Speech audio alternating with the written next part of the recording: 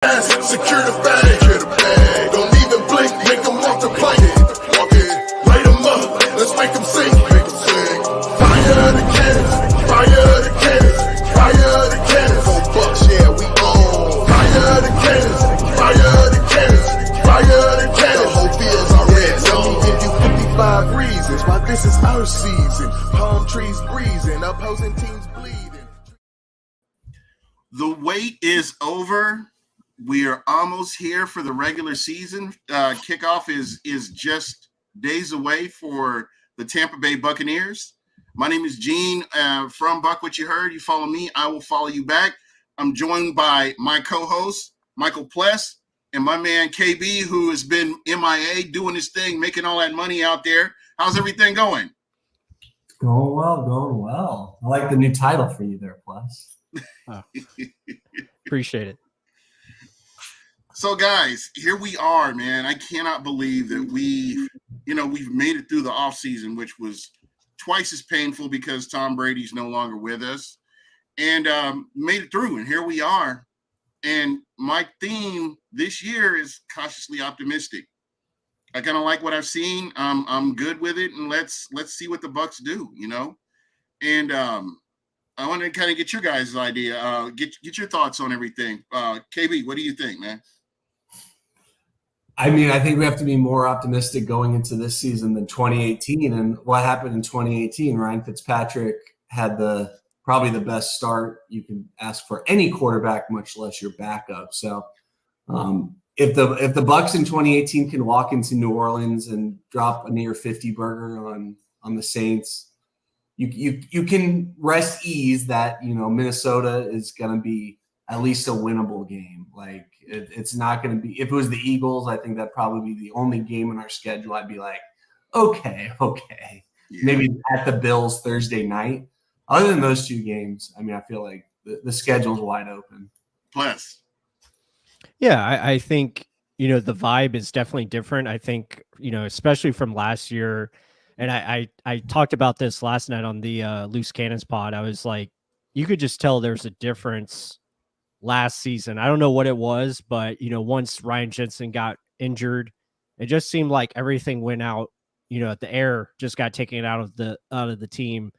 And this offseason, it's been, they've been underdogs. They've been not talked about at all. Really, a lot of people expect this team to compete for the first overall pick. And we know there's plenty of talent on this team. So I'm excited to see what this team can do. I'm excited about the new offense, the new offense coordinator. I just feel like there's positive vibes throughout the building. And I think that's going to pay big dividends. And we'll just have to see, the main key is, can Canales, be that guy? I think he can be. And I think he can help this offense progress how it needs to. And then defensively, we have everything we need as far as the defense goes. So it's going to be a fun season. I think it's going to be more fun than it has been in the past couple of years, just because we know the process is going to be a lot better than what we've seen in the past. Yeah, most definitely. The lights aren't on the Bucs right now, is in a manner of speaking. Yeah. And the one thing that I kind of take away from all this is that this team's going to surprise some teams that they face. They're going to surprise the media, I believe, just, with consistency and playing together. If that's what they end up doing. When I look at the Bucs, top to bottom, I say this is a team that can be in any game of game 1 to game 17 and anywhere in between. They can be in these games. They just need to play as a team and everybody do their job. And I think one of the other things that we got to kind of factor in is injuries and, limit, if you're limited on injuries, I think the Bucs will be just fine. And in the chat, Krillin is hilarious. I like that dude, man. I'm happy to have him here checking out the show. Welcome. And yeah, you can talk here. Whatever you got to say it, man. This is a safe zone for you. So let it rip, man. Mm-hmm. But when you look at this team, man, there are some people coming back from injuries like Kalijah Cansey. Have you heard how his practices are going or anything. Yeah, I mean, he was limited, limited today, but it's a great sign that he practiced. So, I think he's potentially could be on track to get some snaps this week. I think on a limited snap count basis, where maybe they just put him in on third downs and see what he can do. But I mean, it remains to be seen. I think Ken talked about it before the show. I think more of next week is when we fully see him, at home against Chicago. And really, I mean, you're not going to be counting on a rookie right now. You have other guys that can come in and do what is needed. That's why they brought back Will Golston, come in and provide that veteran depth. And obviously you want to see what Logan Hall can do next to Vita Vea. And then you also have, Greg Gaines and other guys that can step up and hopefully, make plays. So I'm going to go around the horn here. I'm going to start with KB. Who is that one player that the Bucs have that you want to see what he's capable of doing, that you kind of single out of all the players? Well, I think the first one would be Cody Mock, but we'll see what this back injury is. Hypothetically, if he doesn't play, I'm just going to go Trey Palmer. I mean, if we have a third wide receiver weapon on offense, and we've touched on Canales all offseason, basically. I mean, the more this guy talks, every press conference, like I don't listen to him. I pretty much tune Bowles out of my head. I mean, he kind of is what it is. He had a nice little interview with Rick Stroud, kind of talking about the ending of last season and dealing with like Leftwich and that type of turmoil, which is fine. But every time Canales speaks, man, I'm tuned in. I will stop what I'm doing to just listen to Canales speak. I think he's going to liven this up, but we know what's going to happen with at least Mike. He's going to roll an ankle. He's going to, strain a calf or hammy. He's going to be at least limited at some point. And Godwin, when he's been hurt, it's been usually more catastrophic, season ending. But if one of those two goes down, I mean, Trey Palmer, this is for whether you're a fantasy or a Bucs fan, like this is his time to at least be able to ease in week 1, week 2, week 3 before bullets really start flying and, players start getting hurt. Well, I really believe Trey Palmer will as productive as he consistently was productive in the preseason, which really bodes well for him getting more playing time throughout the regular season. And regardless of who your favorite player is, if you're listening right now, regardless who your favorite Bucs player is, they will see some action, except for maybe Keyshawn Vaughn, I don't know. But everybody else will more than likely see some action this year. That's if he shows up. Yeah. Just he came back. I personally, maybe you guys can help me understand this. I don't see what the draw is for Keyshawn Vaughn. I saw his college tape. I watched it very closely. Very explosive when he gets speed and space. But since he's been with the Bucs, I just consistently have not seen that. You see bursts of it.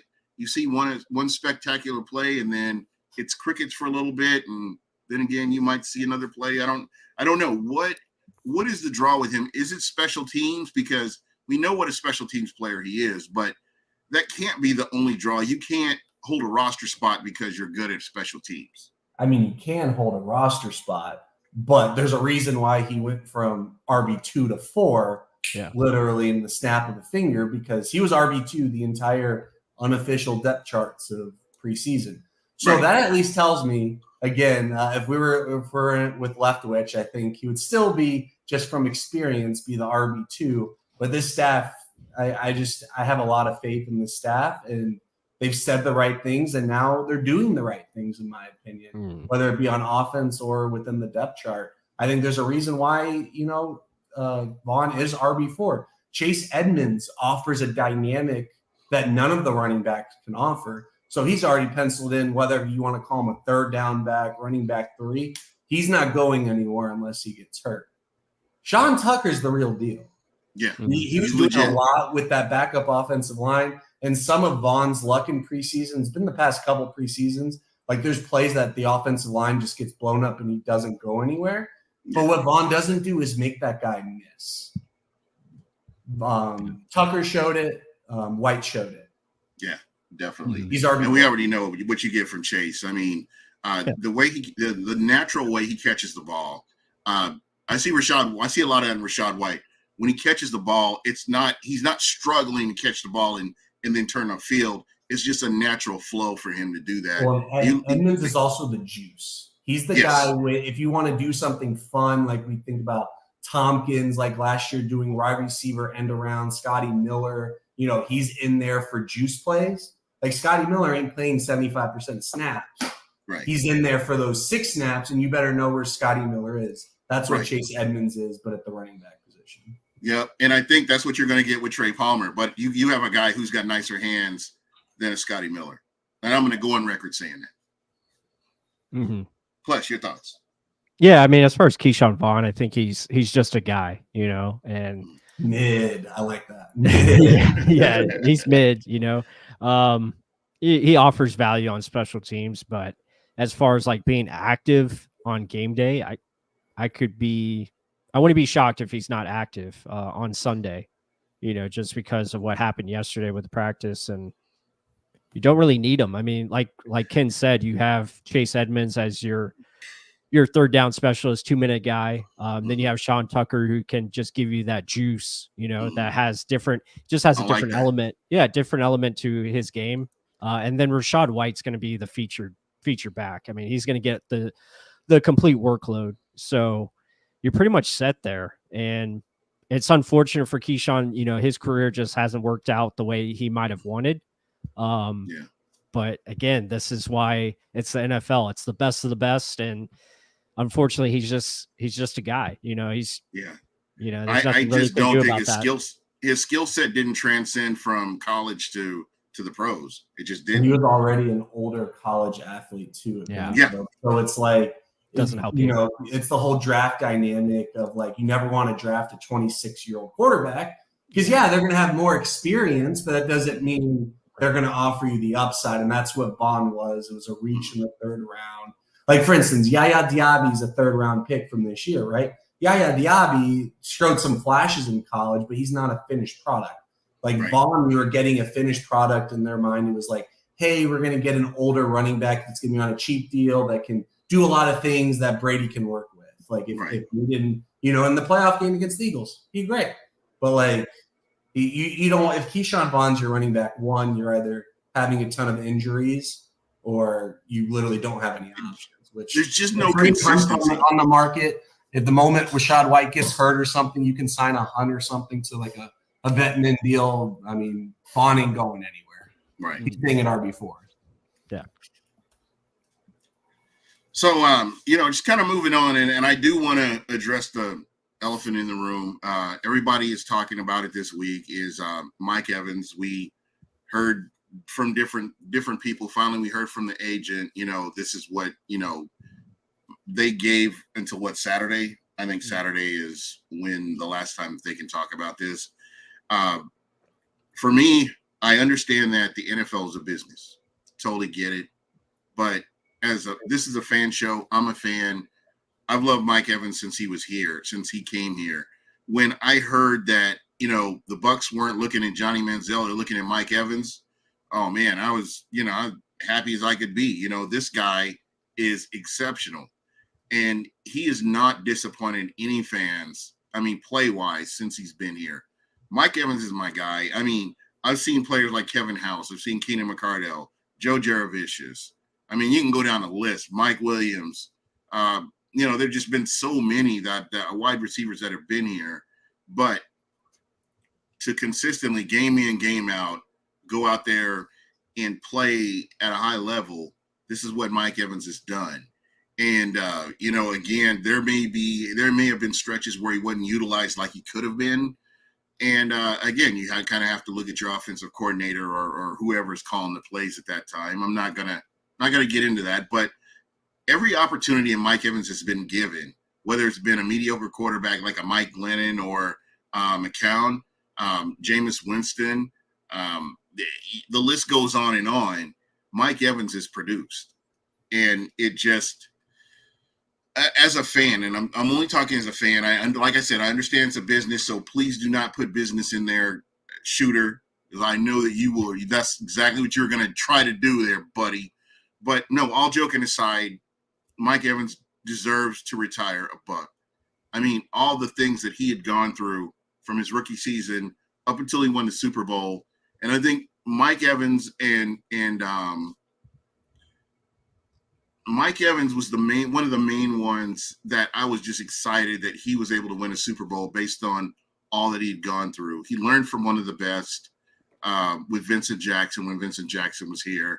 And I think in just the occurrence of events was just perfect because I think he instilled a lot in Vincent Jackson instilled a lot into Mike Evans to make him the player that he is today. And I'm just happy that he's been a Buck, that he is a Buck.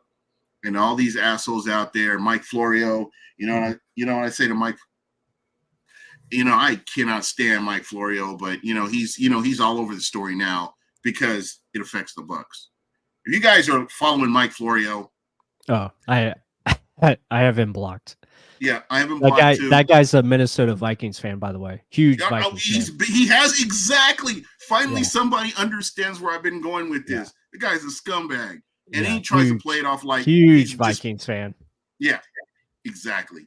So I haven't checked him out or anything like that this week, but I'm sure that he's really chomping at the bit to see. That's why I hope the Bucks just stomp the Vikings this week somehow, some way, just beat the crap out of him, just to shove it in Mike Florio's face. Exactly. That guy is a complete douchebag. Yeah, he's been a Bucks hater. I remember he was the one back in 2010 that started the rumor that the Bucks were moving to LA. That's the kind of scumbag this guy is. Yeah. But I'll go around the horn here, but that's just my opinion about Mike Evans. As a fan, I want him to pay him. I would love for Mike Evans to retire here, even if he started to decline, in a couple of years, I would still want Mike Evans to retire here. He means so much to Tampa with his foundation. With everything that he's done, the changes that he's been willing to make with his contract, and just throughout the season, everything he's done to help the Buccaneer organization, they need to be ready to return the favor to him. Okay, so the best and worst case scenario of Mike Evans is Ryan Jensen. I say that best case scenario, what happens, last offseason, Brady unretires, Jensen probably wasn't in their plans.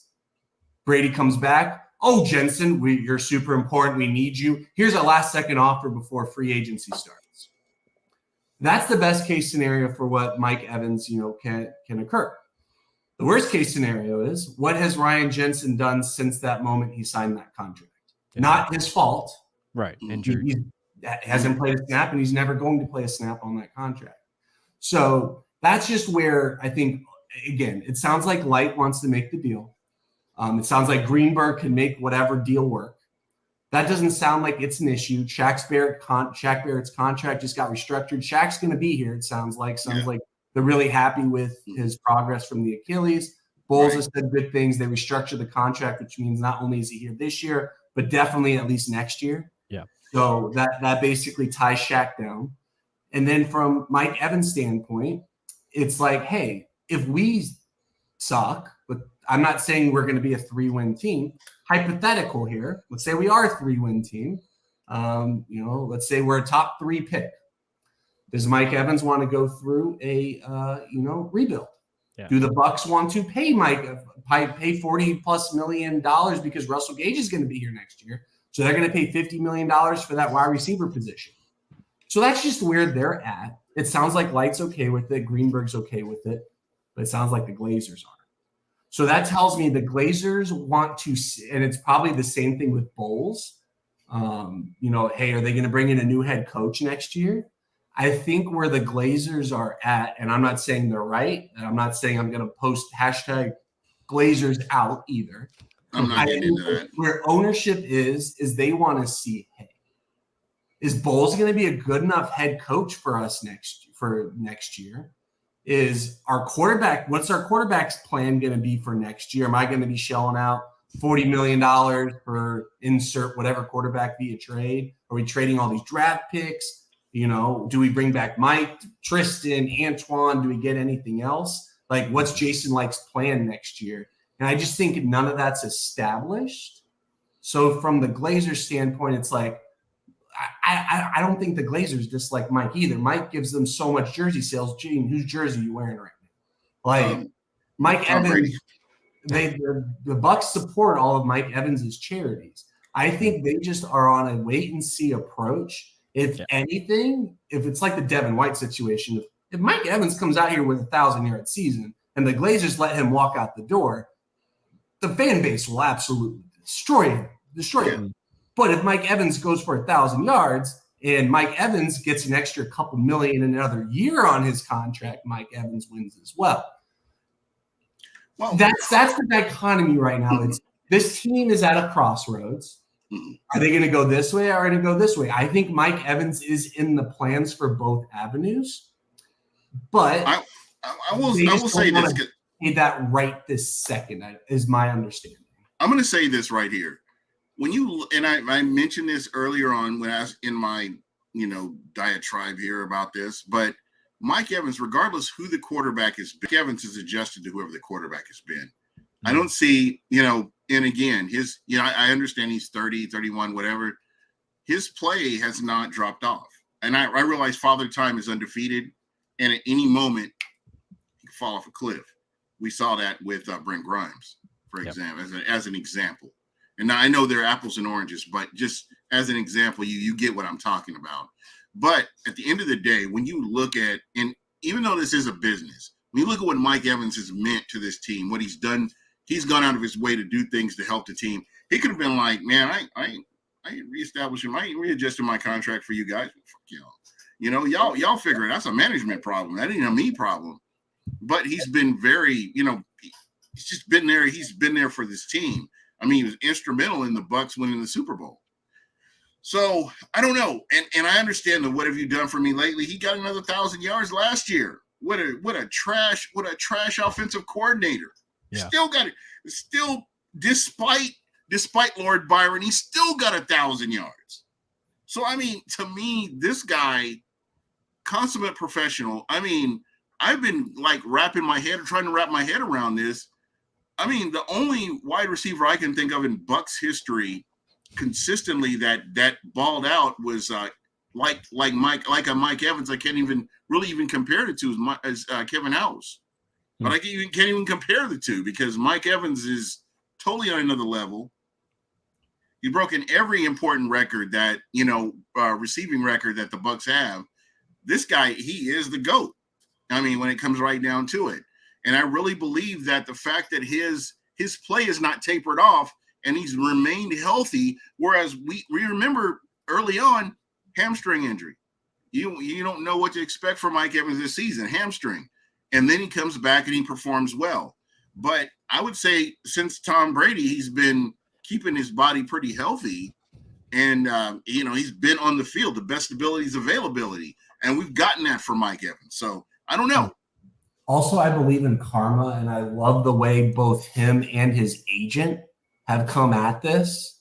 Whether Mike stays, I'm operating under the assumption Mike's going to stay with the Bucks at least through the the Jerry Rice. Let's say he gets 1,000 yards this year, they'll probably sign him out those other 2-3 years, to finish out maybe that streak for the consecutive of all time. I think that's what makes the most sense for both parties.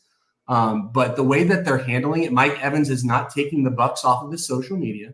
No. He's not bashing anyone in the building, management, ownership, none of it. See that 45? That's how you handle business. Well, it's not just him. Think of Kyler Murray. Kyler Murray's agent got involved, and he did Times New Roman 2-point font. Kyler took his all Arizona related things off of his. But what happened though, Gene? And Kyler's not the only one. They just cowered and gave the money because they didn't have anything. The Cardinals had nothing else going on. They didn't know they'd be in the Caleb Williams sweepstakes. But from the Bucs standpoint, I understand their position. But I really like the way that the agency and Mike are handling the situation because that's the last thing the Bucs need right now.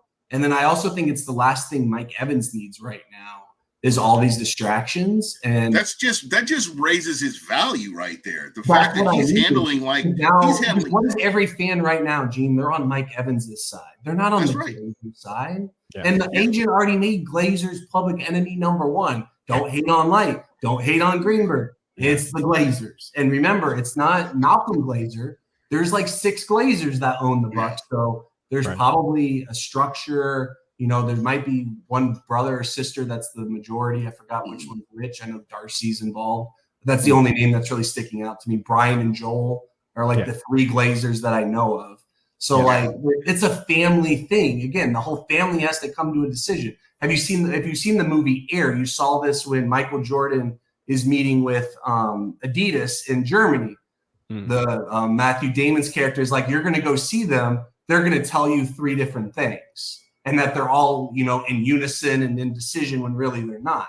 That might be the Glazers behind closed doors right now. So I'm just saying, just don't rush to a conclusion. I think Mike Evans, if he plays 17 games, not only is he going to get 1,000 yards, he's going to get every cent from the Glazers' pocket that he not only earned but deserves. Yeah, more so than anything.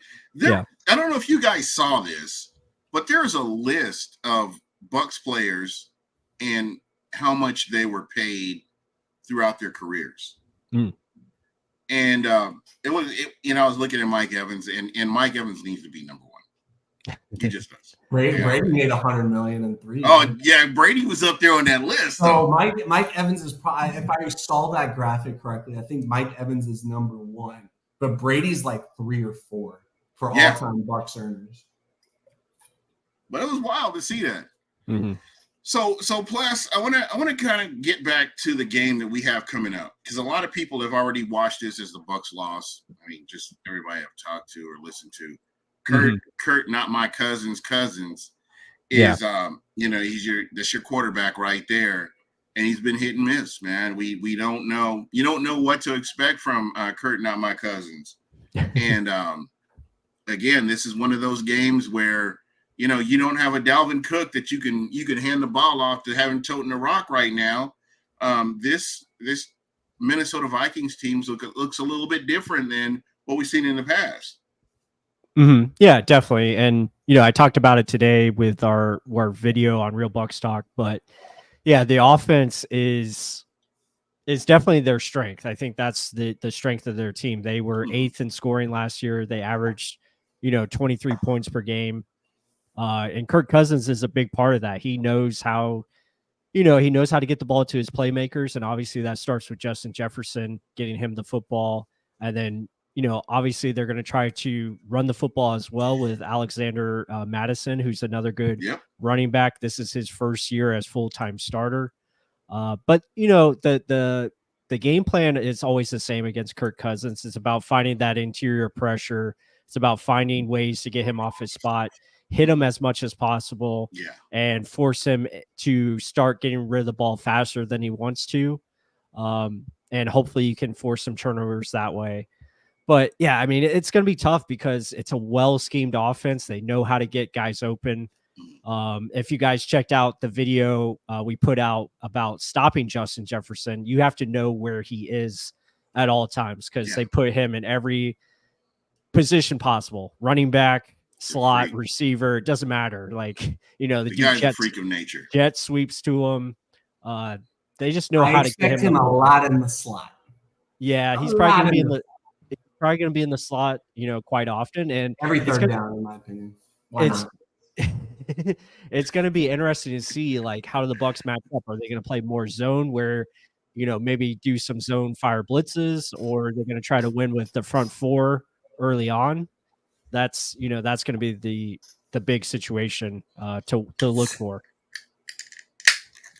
Well, you know what? The way I'm seeing this is, is this one of those games where you try to let Kirk Cousins beat you? Is that, I love the fact, I'm comfortable with the fact that you like that, Gene? You want to bring that back to life? I mean, when you got Todd Bowles calling the plays, I'm pretty comfortable with that. I know everybody's still holding against him the whole Rams thing or whatever. That's water under the bridge. I'm happy with his play calling. And again, you see the title of this show, cautiously optimistic. I'm going to go a step further. If you can get home with 4, I mean, you've got a win right there. I mean, it's just a win for the Bucs. I mean, on defense, just being able to pressure the quarterback, and just as you mentioned with Kirk Cousins, if you hit him enough times, that guy is shook the rest of the game, and it just makes it a little bit easier, on your defense. And the front 4 has to work. They have to work. I don't care what anybody says. They have to work, and it needs to start out of the gate fast. It can't be something they build up to. The Bucs have a defense. A lot of these guys are familiar with each other. They've got to make it work immediately.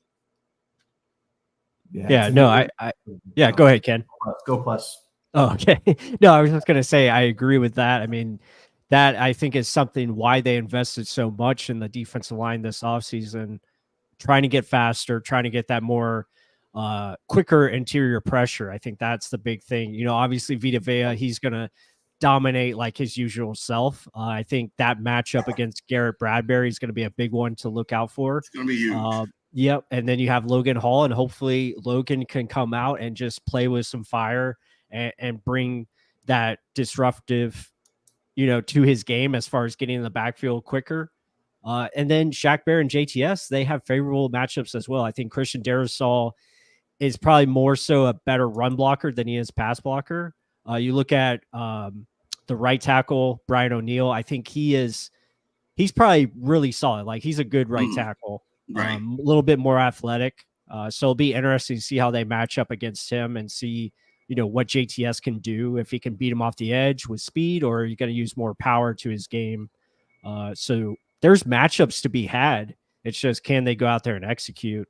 And I'm sure the Vikings are saying the same thing against our offensive line, especially if Cody Mock isn't playing on Sunday. Granted, he's a rookie and you have some, experienced backups, but still that offensive line has been together the whole offseason. And you would like to see that continue going into Sunday. So yeah, that's going to be the name of the game. How can the Bucs offense protect against the Vikings pressure and blitzes? And the same thing with Minnesota. Can they stop our pressures and our interior as far as the rush goes? Yeah, and this is going to be a good test right here for Todd Bowles. I think the way these teams are matched up, this could come down to coaching. How do you coach the game? I mean, over head coach versus head coach. And this will be a great opportunity for us to really see. This is Todd Bowles' team this year. And I guess this is his first full season. This is his team. He's got the guys that he wants. He's got the coaching staff he wants. And he's going to run this team the way he sees fit.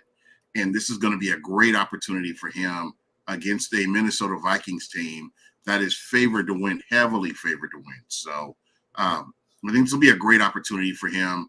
And it will be a great reflection on the team if they can come out and really do something. Again, cautiously optimistic. I love what I saw in the preseason, but you got to sweep all that under the rug and forget about it and look at what you have, coming out. You've got a healthy wide receiver room, which I'm really excited with. I understand with Russell Gage, but with Chris Godwin, a guy who was just coming into his own in the back end of the season from that catastrophic injury, and I've talked about this in the offseason. I expect big things from Chris Godwin. I expect Chris Godwin to frustrate that secondary, that Minnesota secondary especially.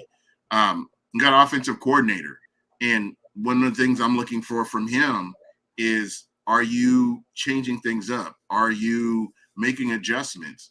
Are you keeping the defense on their heels? That's what you need to do. So we'll see. I think it's going to be a great game. I hope the running backs really, excel this game, and that's kind of one of the things I'm looking at. Kind of looking through the chat here. So for you guys, and I know I kind of mentioned this earlier, what are you guys looking for in this game? As like I don't want to say a starting point, but towards what the season could be. What kind of things are you looking for? Because the Bucs historically do not start out fast, so it's going to be one of those things. What are you guys expecting? Yeah, go ahead, KB. I got 4 things for this game. One, well, really edges. So Danielle Hunter is going to be going against Luka Decky. That to me is the matchup of what our offense is basically going to look like. I'm not worried about Harrison Phillips, Jonathan Bullard. Marcus Davenport's a buck killer, but he's going to be going against Wirfs, so I'm not as concerned about It's a wash. Second, I would be blitzing Kirk Cousins all night, not because I think I'm going to get home, but because I want that ball out of his hands. And because of that, I'm looking for TJ Hawkinson, because I'm assuming when Bucks are in single high, that single high is going to be rolling towards Jefferson. So if Levante David has a good coverage game on TJ Hawkinson and or what's his name, Ryan Neal, if he has a good game as a strong safety against a tight end, I think that could bode very well for the Bucks.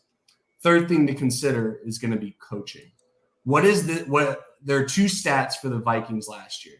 They won every single one-score game that they played in. Hold that in mind. They also have the record now for the most points to overcome in a single game, making the comeback and winning the game. Yeah. So no lead is safe. You better not be sitting back playing cover 2, cover 3. If you're going to rush 4, you better win. I would blitz Cousins between the 20s, and I would try to get home with 4 in the red zone and just pray to God that you don't give up 6. Yep. 4, and it's going to come down to just aggressive. It's going to come down to 24-25 is where I think the Bucks need to score to win this game.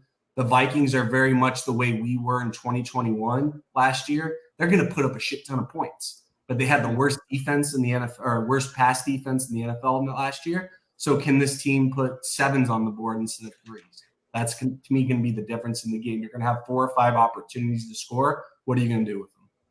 Mm-hmm. Yeah, no, I'm right there with you, Ken. A lot of those points, I see the same. I think the big key for the Buccaneers as far as offense goes is going to be able to run the football. And I think that's where that's going to be the difference we see from this team from last year to this year. They're going to be able to run the football because Rachaad White. This team, they should be able to. Yes. Yeah, because if you want to slow down, Danielle Hunter, and you want to slow down, the pass rush and the blitzes of the Vikings, you have to run the football. And I think that's what they're going to try to do. Not saying they're going to come out and just run it. I think you're going to see, some play action. You're going to see some rollouts with Baker Mayfield, get him out on the edge, get some easy completions like we saw against Baltimore Ravens, where you're doing a lot of zone RPOs, zone reads, stuff like that. You might even see Baker run a little bit where he's tucking and running, because I'll tell you what, I see a lot on tape where Danielle Hunter, he crashes hard to that running back, crashes very hard, and there's wide open space to run for the running back. So I would not be surprised to see Baker get maybe 20 to 30 yards rushing in this game, maybe more. But I think Rachaad White is ready for an explosive game. I think he'll have a good number for this game coming up. So that'll be the first key that I'm expecting. And then defensively, like Ken said, I think you have to come out aggressive and try to get home to Kirk Cousins early and often. Try to get at least a couple hits in there, make him get rid of the football. Yeah, that's exactly. He will get rid of that ball. Yeah. So you want to. Yeah. So you want to speed him up, like Ken is saying. Make sure you just continue to speed him up, and what that leads to, once he's going fast like that, mistakes will happen, and you got to capitalize on those mistakes. So really, yeah, we want to start fast. Offensively, you would love for them to come out, score on the first drive. And I think the big thing to look for the Vikings defense is they're learning a whole new defense. I know it's Brian Flores, but this is a whole new scheme. And these guys are young, especially in the back end. The secondary is young. That's a complicated defense to be a part of. And you're asking these guys to play man coverage against Mike Evans and Chris Godwin. I mean, good luck. So if the Buccaneers can max protect and hold up in protection, give Mayfield time, I think it could be a long day, for their defense. There's if they man up the Bucs, it's game over. It's going to be what basically the Panthers game last year was, the second one. is what I could see this if they play man. If I'm them, I'm playing zone. I'm like, hey Baker, what you gonna do? You gonna throw a bad pass? You know, if you want to run like plus it's like what I want Baker to do. I want him to make his passes, make his runs. We can't afford the turnovers this morning. Right. Yeah, that's the key. There you can F around a little bit. And I think when you think about it, you want the defense on their heels. Because last year it's like they were reading our playbook. I don't say but the Bucs playbook. It's like they knew what was going on. They're screen sharing in Madden 2000 on N64. You can see both screens. Look at what each other. They downloaded the Todd Bowles offense and just put it on there, and they knew. But the one thing that I will say, I'm really hoping from Dave Canales is adjustments. If something's not working, okay, let's adjust this. We know what does work. Let's work with that. Let's get these guys in place where they can make plays. And it can't be, this is my play, this is my playbook, this is what I'm going to run this game, and that's it. We can't, you could do that in the 70s and 80s, maybe in the 90s, but you can't do that right now. This is such an offense-oriented league right now. You've got to be able to go out there and make adjustments and say, okay, this isn't working. Let's go to something else. Because the Bucs have the weapon. They have weapons on this team that they can put points on the board if everybody's playing the way they're supposed to. But if Rachaad White, if he gets 20 carries, this is a one-score game that the Bucs can win. Yeah. To me, that's what I'm aiming for. I want Rachaad to get 4 or 5 carries a quarter at least. Because what that means is you're in the game enough to gash them again up the middle. I mean, we're talking about Marcus Davenport is not the greatest run defender. Neither is Danielle Hunter. Their inside is pretty. They're not beefy on the inside. You can run on this team. And that if there's anything I've learned about our offensive line is this year they're going to be a lot better road graders than what they were last year, where they were a pretty good pass protecting offensive line. And that's even without Mr. Offensive Holding going to Kansas City or wherever. Hey, that's the key to that game tonight is Aiden Hutchinson versus Donovan Smith. I don't care what anyone says. That's the matchup. Yeah, but just more on those points you guys were talking about. I think that's going to be interesting to see if that comes to fruition. And like you said, Ken, talking about the Baker taking care of the football, I think that's going to be important. Like you got to take what's there. What is the defense giving you? Not forcing that deep shot. Now, when that deep shot becomes available, obviously, let's go hit it. Let's let it rip. Throw it up to Mike, baby. That's what you have Mike for. Throw it up to him. Jameis at least do that. Yeah. I think you really, and there are some unspoken heroes in there, but people that I am looking forward to this Dave Canales offense. Coach Springfield, just different players coaches that are out there that I think will help a first-year coach to really progress. I really have high expectations quietly for this team, with this offensive coordinator. I honestly believe this is going to be an upgrade, even though he's never called plays. We don't know. But, I think Lord Byron was a floor. And I think you can't go any lower than the floor, to be honest. So I have high expectations for him to make plays and put this team in a position to win. Well, the nice thing, at least for I think both Baker and Canales, what's Canales probably going to, come out with? He's probably, again, against this defense, I think it's going to be pretty conservative in terms of keeping, and he's already basically talked about this, like he wanted to keep things as simple as possible for everyone. Oh, he did. He showed that in the preseason. You can beat this team with the playbook that you ran out in the preseason with, in my opinion. Because again, 100%. These corners are not going to. If they match up with you 1-on-1, they fucked. I'm sorry, that's just the case here.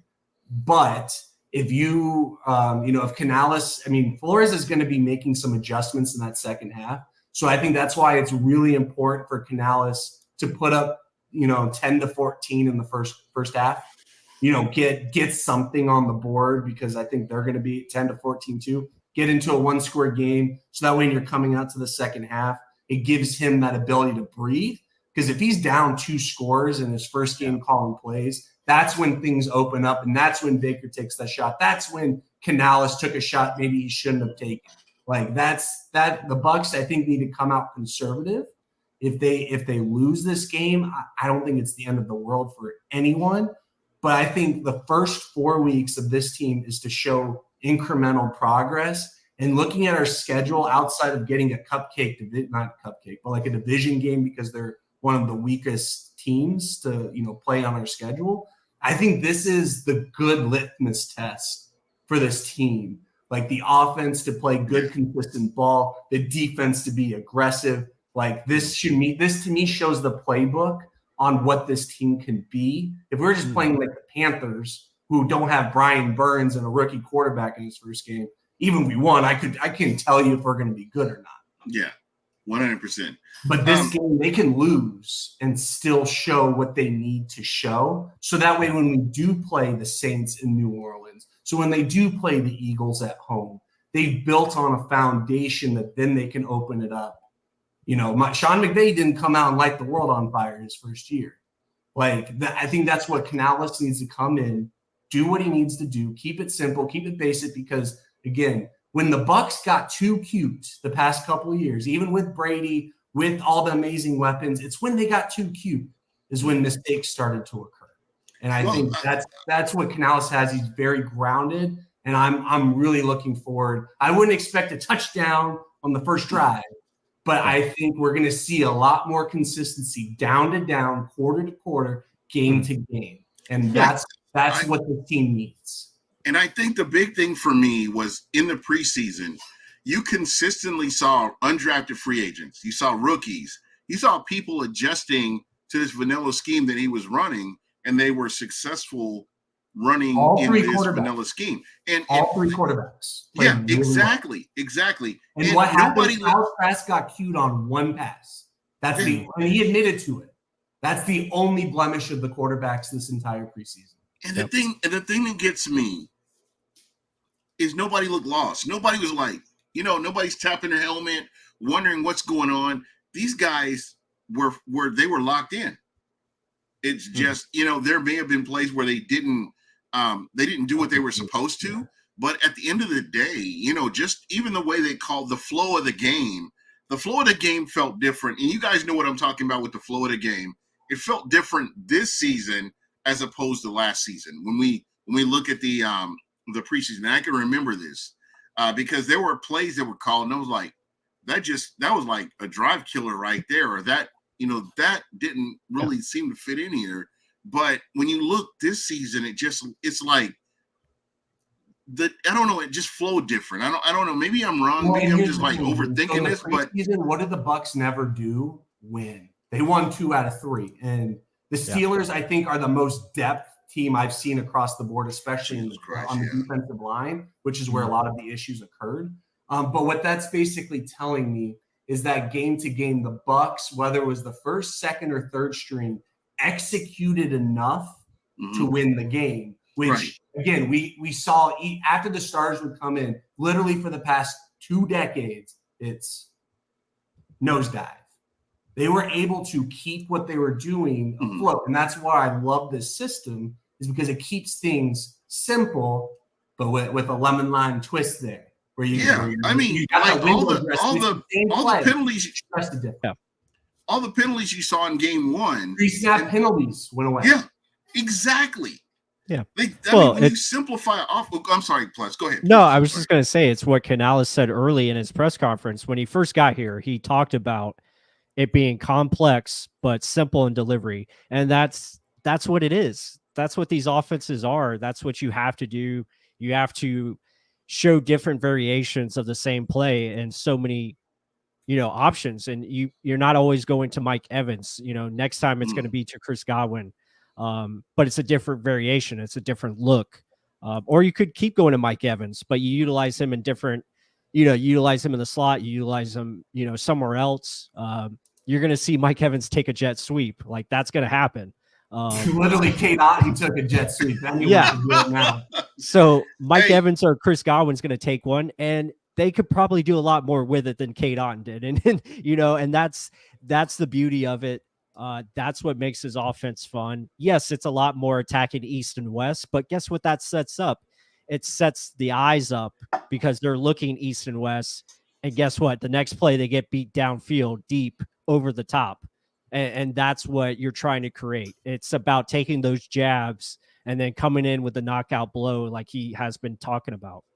Yeah. And Trey Palmer's ascension, so to touch on G Vegas's point here, young receivers couldn't do well in BA scheme because they had to be a quarterback. They had to know how to read a defense. Now you can say Trey Palmer, run a shallow cross. Oh, that's all Trey you do. Palmer, run a corner off of Mike Evans running a dime. Exactly. That's all you need to know for the offense. That's going to be allowing you to get more out of your talent rather than putting square pegs in round holes, which I think Todd Bowles does a really good job defensively. BA, it was just, I think 2020 was a microcosm of a lot of things going right at the right time and no one getting hurt. Like it was. But I think that was a marriage. That was a marriage of Byron Leftwich, Bruce Arians, and Tom Brady. Yeah, but the only injury you had was Alex Kappa because Vita Vea came back, so you were down 1 out of 21, 1 out of 22 starters that season. I would love to see something like that this year. But see, that's what I mean is like 2020, like what BA's system is it's not this continual thing year after year. What happened? Carson Palmer would always get hurt. So they would have a 13-3 season. Next year, it would be 7-6. Like it was just like this. You could never get consistency because Larry Fitzgerald, you knew what you were going to get. Yeah. But you could have great seasons from all these young, speedy receivers, but that's because they had the Scotty Miller role. Like there wasn't this, hey, there's a Trey Palmer who has the skill set. Oh, let's plug him in. Oh, Devin Tompkins is 5'8", 180 nothing. Like we can incorporate his skill set and set this route up so he's not getting jammed at the line of scrimmage the way Scotty Miller was. The way free that release. Chris Godwin running a route after literally running Bam 3 times into a linebacker. Like imagine running like 10 routes after literally running that Godwin tight end up the middle where he's going after, like I'm not going to say like Patrick Willis, but insert like actual big linebackers and taking and defensive tackle. Chris Godwin, I saw him block defensive tackles, defensive ends, linebackers. Like you're Bam in every single, like those receivers aren't going to do that this year. They're going to block, sure, but they're not going to be whamming, like toss cracking, but on a run up the middle. Like that type of physicality is going to keep them healthier. It's going to get more third downs to your defense. And I'm not going to give the defense that many excuses other than turnovers. But like the defense is going to be able to be on the sideline actually if you string a couple first downs because you're getting first downs on second, third down. You're not just consistently 3rd and 10. The defense is standing there with their helmets ready to go, like lunch pallets for their first day of school. Like that's not going to be the reality anymore. Again, there might not be more points or not. That 2021 30+ points a game thing is not a reality for this offense. No, but 25 and like just give it downs a game. Just give us 24. 24 should be plenty. Just in the 20s, I feel like I think this defense is good enough. They're going to have variability because that's just what the NFL is. But if this offense is consistently putting 20+ points up, they're going to be in every single game, and that's all you can ask for. I think in the modern NFL is be there in the 5 minutes left in the fourth quarter. Yeah, definitely. Just get that kick, get that turnover. Like that's just what's going to twist the game. Yeah. 9 out of 12 games each week are 1-score games. Yeah, it's always going to be, close, but this team is going to be able to compete and be in every game. I have no doubt about that because this defense is good enough. And obviously we're going to need some injury luck to go our way this year. That's every team. But when you look at it, the offense is just going to be a little bit, probably a lot more efficient as far as just execution, being able to play simple football, but, change it up when it matters. And all they're asking the quarterback to do, unlike the last offense where you put everything on the quarterback, now you're relying on 11 players instead of just one That's the huge difference right there. And Absolutely. you're And letting your these, offensive line yeah, knows the expectation. 3 seconds. yeah. My quarterback knows 3 seconds bail. One You 1,000, don't have two Jameis 1,000, Winston three running 1,000. around. You don't have Tom Brady being like, oh shit, chuck in the dirt after 2.5 seconds. Like you don't have to worry about Donovan Smith being on an island for 40 snaps a game. Like they're going to have chips. We've already seen it. Even when running backs miss chips or tight ends miss chips, they were chipping. They weren't chipping the past 3 years. That much I can assure you. Yep. No, I agree. So I mean, when you look at this team, my expectations, and again, my expectations are on the floor, but keeping the defense on their heels, where they can't like, I know what this team's going to do. I know what they're going to run, and we're going to run this, and we're just going to run over them. This is what we're going to do. I want the offense to be able to look at this and find the deficiencies, fix things, and this is how you run the team. I just don't think I'm just trying to put Byron Leftwich from last year, put that in the past. I want to see what Dave Canales can do. I think he's got quite a bit of talent. When you talk about Trey Palmer, when you talk about Chris Godwin, when you talk about Mike Evans, when you talk about O'Keefe, when you talk about some of these other players that we've seen what they could potentially do, and I just don't think they were put in the optimum position last year. I expect a lot more from this offense as a whole to really, open this game up a little bit. Mm-hmm. Yeah, I think so. I mean, again, we'll have to see what they can do on Sunday. I just feel like it's going to be better for your skill position players to actually be fed more often, schemed open, relying on your best players to take over the game. So you're not asking your quarterback to be Superman. You're just asking him to get the ball to the right places, to the right spot. And that comes with good scheming, a good game plan. And I think that's what you're going to see on Sunday. We're not going to be going week to week where, oh, great, we have, a great game plan we just know is going to fail. Like, it's not going to be that way.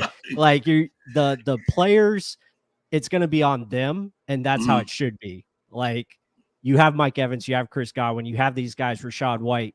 They're going to feed these guys the football and find ways to get them the ball and maximize their talent.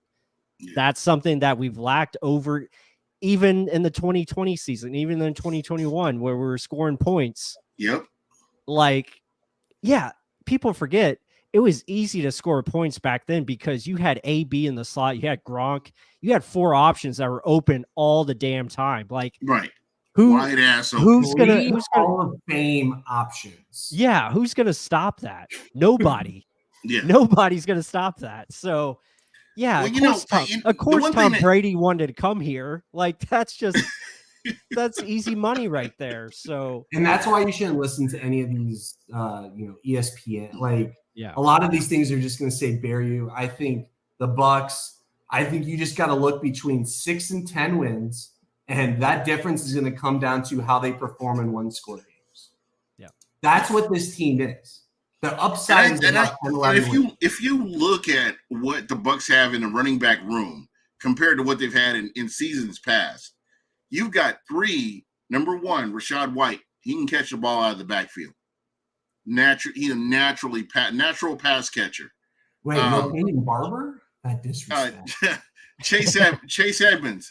He can catch the ball out of the backfield. These are 2 guys that I've seen, and I'm totally 100% comfortable with you throwing a ball to them, and they're catching it, and they're moving the chains. Mm-hmm. With Tucker, I mean, maybe I'm going to have to lean on you guys. Is this a guy that, he's got nice hands? I mean, compared to what we had with – if he didn't have the heart condition, he's a 3rd round. Which in the standard of the NFL is a pretty damn good running back. Oh, absolutely. So what I'm saying here is these are wrinkles that the Bucks have not had, where you've got running backs that can catch the ball out of the backfield and advance it up the field. We have not seen that. We haven't had that. So to me, it's exciting for me. It's something that doesn't get talked about on the national scene. But the Bucks have running backs that can catch the ball. They all got nice hands. Well, I don't know They about also make people miss. Keyshawn Vaughn. I don't know, but I'm gonna hope. But yeah, speed and space. I remember my man Todd Shaolin Monken, when the way he was running the game was speed and space, and we see that with with what he's doing with Baltimore, and I think that's what you're going to see here is speed and space. Yeah, I don't think it's not necessarily speed and space. I think it's simplifying the game plan, right? It's understanding what your matchups are, understanding analytics, knowing how to attack defenses, what matchup are you going to exploit. There's going to be purpose to the game plan. I think that's what you're going to see week in and week out. And it's not going to be the same thing every week. We're going to see variation. You're going to see, a lot more usage of all the players you have on this offense. So it's not allowing the defense to pinpoint on one thing. Oh, we have to stop this. Obviously, attention is going to go right to Mike Evans, obviously. Right. And, they're going to try to shut him down. They're going to try to stop the running game. They're going to try to make Baker Mayfield beat them. So I wouldn't be surprised if, Vikings come up and they try to crowd the line of scrimmage, and that could work. It could not. I mean, if you try to play man coverage against Mike and Chris, yeah, see you later. Baker's going to let that thing fly. So, and I have to say this, man. I think that with a healthy Chris Godwin, I keep saying this, people aren't listening. If you watch him on the back end of the season, this guy was coming into his own. He was starting to be a little bit more aggressive. He was starting to make the plays that he needed to, taking more chances. And this guy's 100% healthy this year. That injury is in the rearview mirror. And I think that this is the guy that everybody's overlooking that's going to really hurt him is a Chris Godwin. He's also the savant of the offense. Brad Idzik and Dave Canales both said he was the one who pretty much taught a lot of the young receivers the nuances of this offense. That's the beauty of it right there. Yeah, and I just want to say one thing on, because I didn't touch on when you guys were talking the Mike Evans contract situation. And I'm not saying this is going to happen. I feel like Mike is going to be back. I think they figure it out after this season when they understand what is clear and what direction they can go. They find a way to bring Mike back. But if for whatever reason they decide to either let him walk or whatever, I think they feel confident enough in Chris Godwin being that number one receiver moving forward, because that's why you gave him that $20 million contract. And he's already proven to be, a leader, at that room. Yeah, that's wild. Yeah. So guys, I'm not going to ask for picks because I'm superstitious now. Can we pick tonight? No, I don't care. No, Yeah, I'm just thinking, you know my opinion. You know my opinion about Thursday night football. I don't care. But they've had what? I made my picks in the pool. There's a pool? Yeah, remember the one you do on CBS Sports? It started? I did my picks. Yeah. Did no one pick? Let me get in there. I guess I'll take the L right now. I need that. I'll get that to you. Okay. I picked the Chiefs, by the way. So I love Pick'em. I think that Andy Reid is his home away from home. He was stuck in Philly all those years. He should have been in Kansas City, I guess. The Hunts will take care of. If the Hunts love their coach, the Hunts will take care of their coach. It doesn't matter one way or the other. I mean, they brought Elvis in, and there were Elvis sightings all over the place. Elvis Gerbach, of course. But I digress. All I can say here is that when we're talking about the Tampa Bay Buccaneers, we love this team. We've seen what this team has done at the height of their best, and we've seen what they've done at the depths with a AKA Swaggy Baker kind of thing that they've had to deal with. But I really believe that, with this coaching staff, if they all trust each other, I believe that if these players trust each other and play together as a team, they win as a unit. I think the Buccaneers win as a unit. I think there are very few games they lose if they're playing collectively as a unit. And maybe I'm wrong here, but that's just kind of where I feel about it. As bad as last year was, they lost 3 games on just self-inflicted, like small stuff, like the 100%. Ravens game, like effort and pre-snap penalties and penalties that brought back explosive plays. Like that's what the NFL is. I mean, the whole it's a game of inches. It's literally for the Bucs. Even when they were really good, it was a game of shooting yourself in the foot.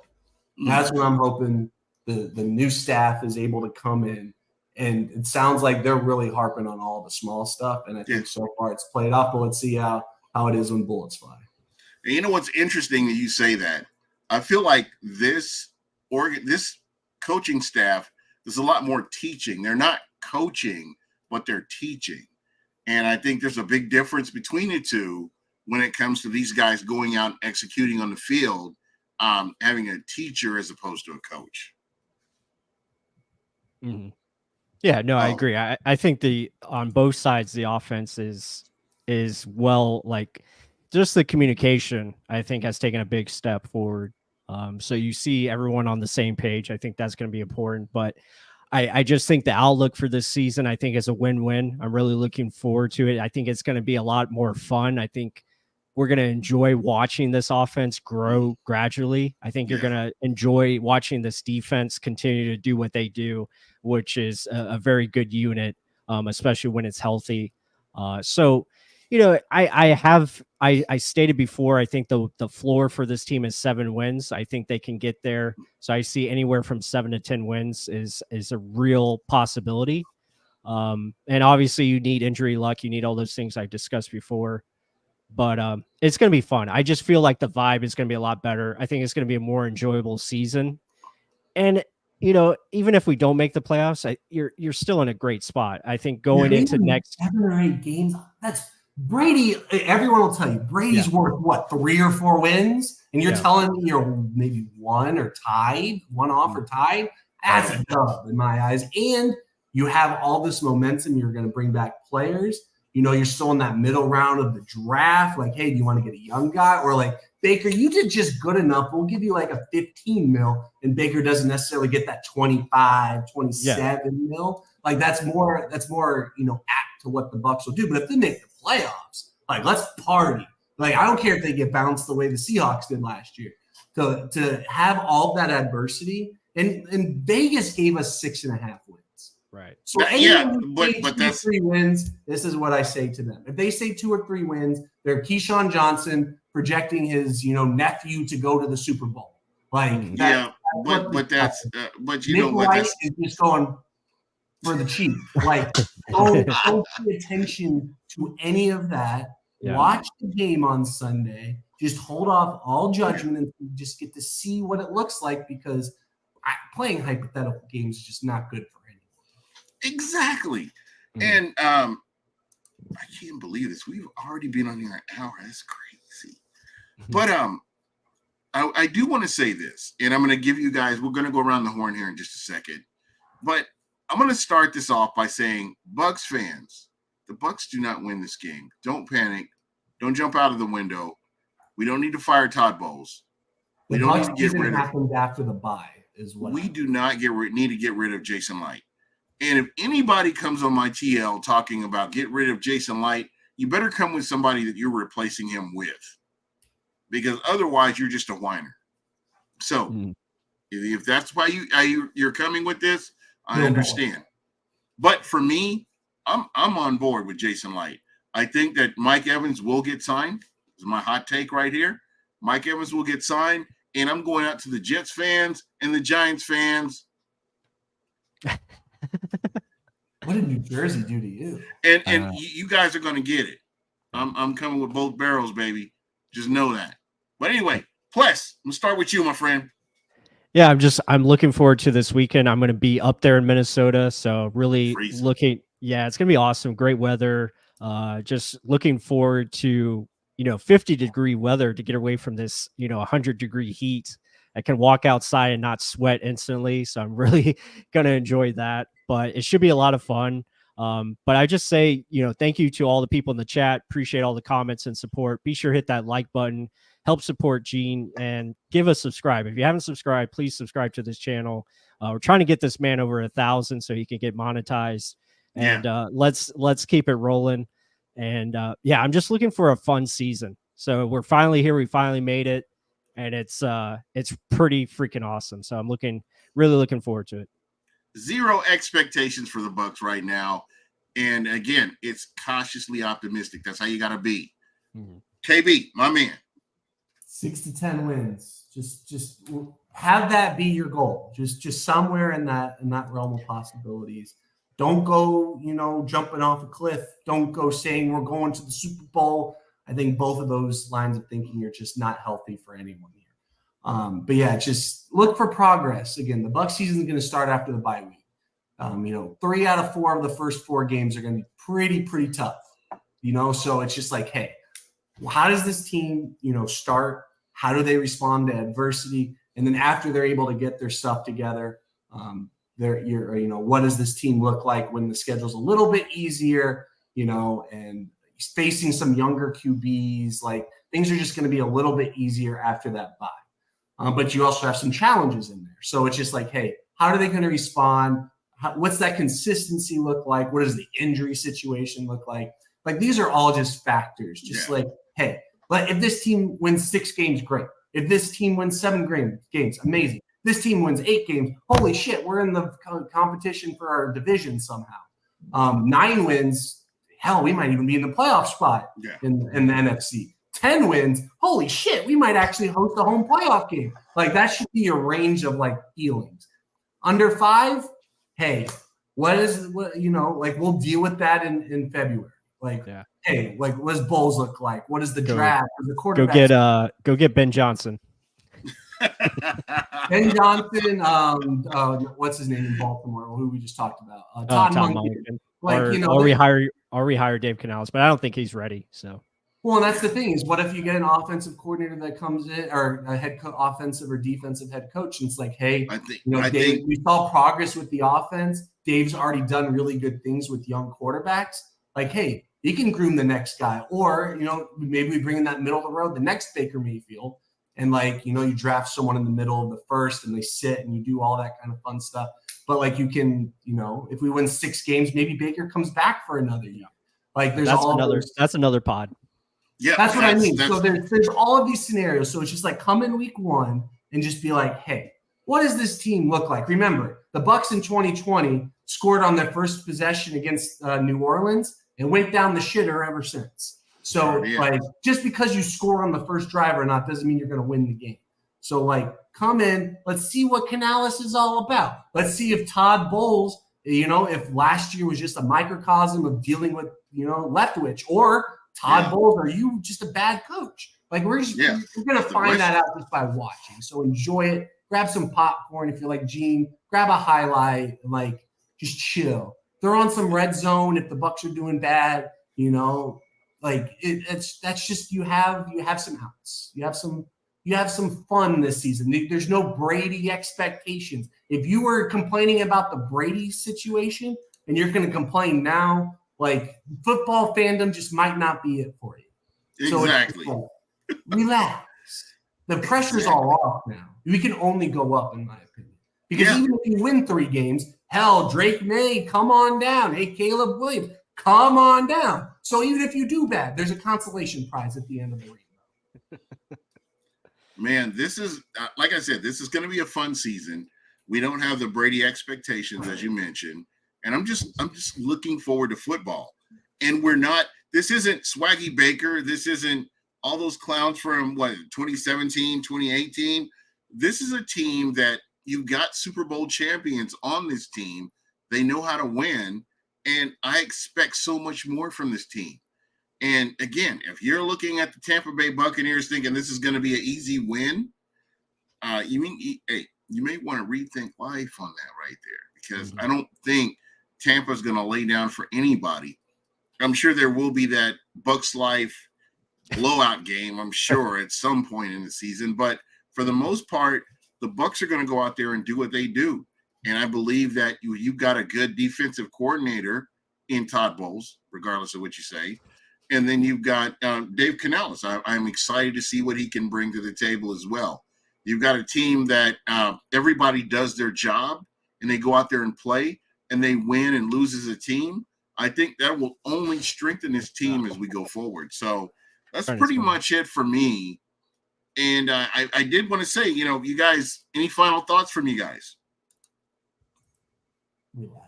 No, I'm good. I'm just I'm still laughing at my dog because my dog keeps barking. I'm like trying not. I can't hear him. Okay, good. Harley, yeah, I can't hear it either. But Harley saying, I got Ted saying, "Get me out here too." So, yeah. Hey, come on, hurry up and get done with that podcast, buddy. But yeah, final thoughts. I mean, I'm just really excited for the season. Be sure to, like I said before, hit the like button, subscribe to this channel. Also, if you guys are, not subscribed to Real Bucks Talk, please go check that out. We got a lot of great content for the season. I'm going to be on here probably throughout the season with Gene, so really looking forward to that. And we hope to have Ken on, every now and again. Hopefully he can sneak in and he's making that money. Well, now I realized our podcast is now on 2 YouTube channels because now I'm like, where are all these comments coming from? I'm on Gene's feed. And I'm like, did YouTube just like change on me? But no, we're technically live on 2 places at once. You know what? And I do want to thank Real Bucks Talk for this. Man, this is great. Just have an opportunity to do this. I do this for fun. Mm-hmm. I'm a Bucks fan, but I want to give listeners the opportunity to comment in the chat. And I keep promising that I'm going to get the phone lines open. Next week, the phone lines will be open. I want your reactions to the Bucks versus the Vikings. I want to hear what you guys have to say, because to me, without fans, without listeners, you don't have a show. And you guys don't, I've watched a lot of shows and the listeners don't get the love they deserve, but I want to make sure you guys get that. So if you want to call in next week, have your thoughts together, one shot, call in and we go to the next caller. So look forward to that next week. Yep, absolutely. But anyway, I'm out of here, and we will do this again next Thursday. KB, Ples, thank you guys so much. Love you guys. Love everybody in the chat. Thank you, and we